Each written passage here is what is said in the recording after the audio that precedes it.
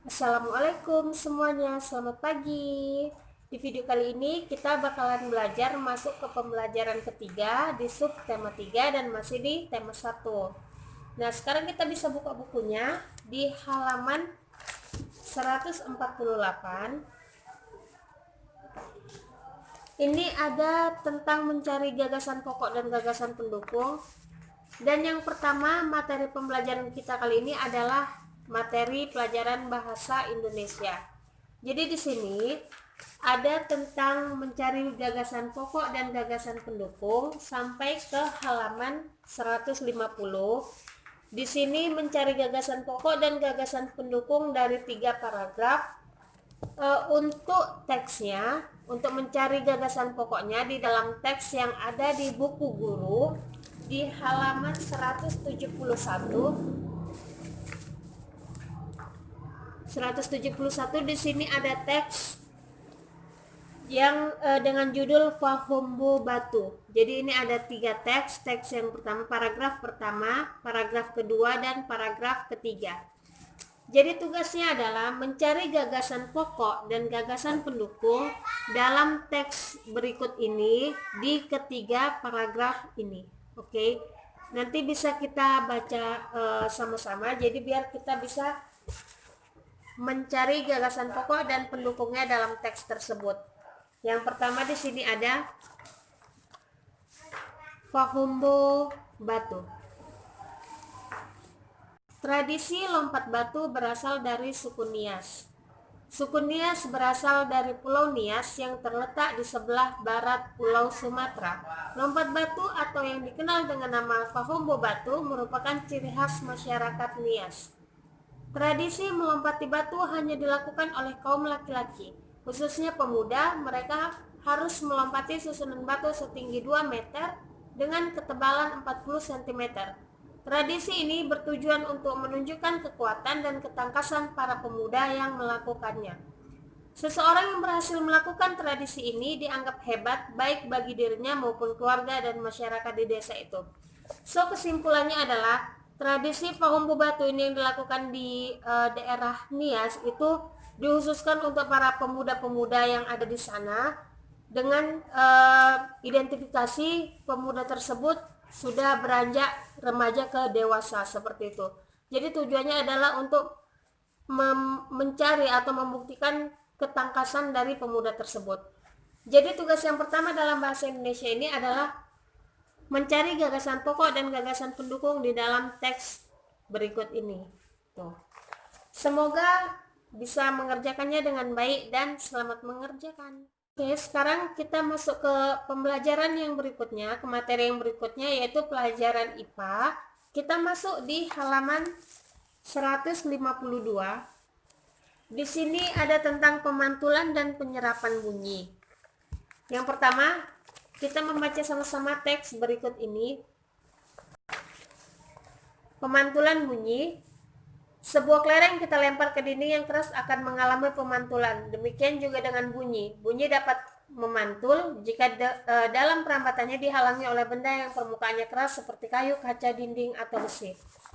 Kesimpulannya adalah bunyi itu memantul dengan syarat bunyi dengan media pantul yang sifatnya keras atau tidak menyerap seperti itu. Misalnya batu, kemudian tembok, kayu, kaca, dinding, ataupun besi seperti itu. Jadi bunyi bisa memantul jika permukaan yang dilaluinya itu bersifat. Nah, yang kedua itu penyerapan bunyi.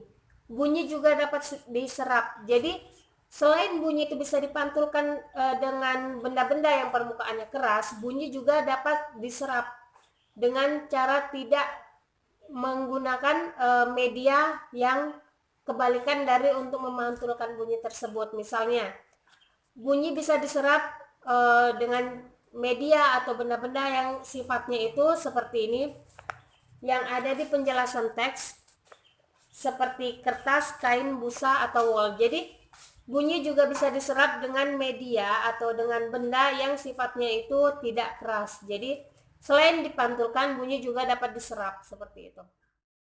Sekarang selanjutnya kita masuk ke macam-macam bunyi pantul.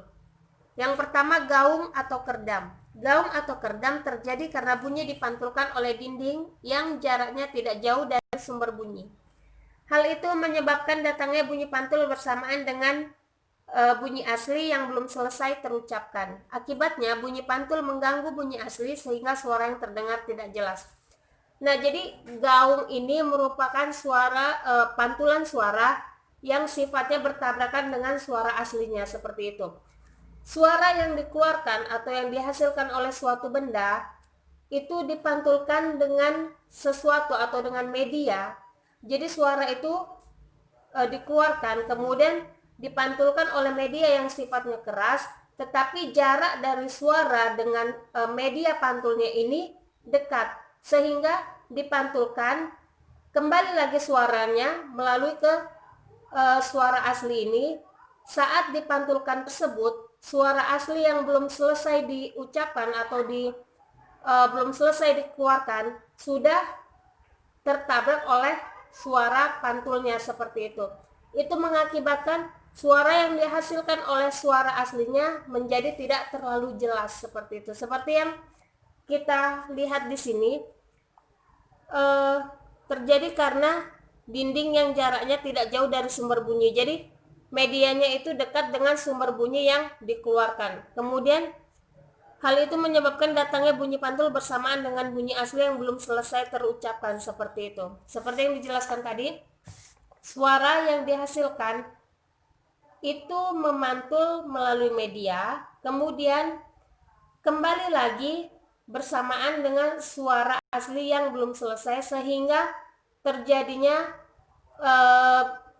bertemunya suara asli dengan suara pantul, sehingga mengakibatkan bunyi yang dihasilkan tadi itu menjadi tidak jelas, seperti itu. Nah, sekarang kita masuk yang kedua, yaitu gema. Gema terjadi karena bunyi dipantulkan oleh dinding yang jaraknya jauh dari sumber bunyi. Hal itu menyebabkan datangnya bunyi pantul setelah bunyi asli selesai terucapkan. Jadi bunyi pantul yang terdengar lengkap sesudah bunyi asli. Kalau gema ini kebalikan dari gaung, dari yang pertama tadi. Jadi bunyi yang dihasilkan dari sumber bunyi itu memantul melalui media yang dipantulkan tadi, media yang bisa memantulkan yang sifatnya keras dengan jarak yang jauh. Jadi di sini sumber bunyi, kemudian bunyi tersebut memantul dengan jarak yang cukup jauh. Bunyi tersebut yang di sini selesai, kemudian bunyi pantulnya kembali lagi sehingga terdengar berulang-ulang, seperti itu. Jadi bunyi dihasilkan, memantul melalui media, kembali lagi. Di sini bunyinya sudah selesai diucapkan, jadi bunyi itu terdengar seperti berulang-ulang. Dan biasanya gema itu terjadi di lokasi-lokasi seperti gua, karena di gua itu dindingnya banyak tetapi jaraknya jauh. Jadi jika kita menghasilkan suara, itu suara yang kita dengar bisa terdengar seperti berulang-ulang diucapkan, seperti itu. Nah, tugas untuk materi IPA kali ini adalah menuliskan teks berikut ini ke dalam buku tulis, mulai dari judul pemantulan dan penyerapan bunyi hingga gema. Selamat mengerjakan dan sampai ketemu di video berikutnya.